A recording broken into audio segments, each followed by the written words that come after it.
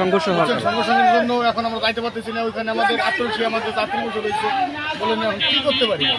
আমরা দূর থেকে এসেছি, এই মকসিদপুর থেকে এসেছি এখানে যাবো আত্মরক্ষী, আবার সে আসতে পারবো কিনা এটাই সন্দেহ। তারা নিজেরা যে কাজটা করলো তাতে কিন্তু আমাদের ক্ষতি হয়েছে, আমাদের এবং গাড়ির ক্ষতি হয়েছে। আত্মরক্ষী দরবার শরীফের প্রচুর ক্ষতি হয়েছে। ওই দোকানের গাড়ি আসতে পারে নাই, আমাদের ক্ষতি হয়েছে, মিটমাট হয় নাই। আমরা সকাল থেকে চেষ্টা করছি, আমরা মিটাতে পারি নাই, পরে পুলিশ এসে গাঞ্জাম মিটাইছে। এখানে এখন পর্যন্ত জানা মতে কোনো ধরনের হতাহতের ঘটনায় পরিস্থিতি বর্তমানে আমাদের আপনারা প্রত্যেকে যার যার বাড়িতে চলে যাবেন, কেউ রাস্তাঘাটে থাকবেন না, আপনারা যে যার বাড়িতে চলে যান। আপনাদেরকে বারবার অনুরোধ করা হচ্ছে যে যার বাড়িতে চলে যান।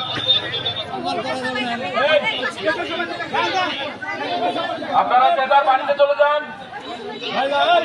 একটা লোক রাস্তার উপরে থাকবেন না, এই মহিলারা সবাই চলে যান।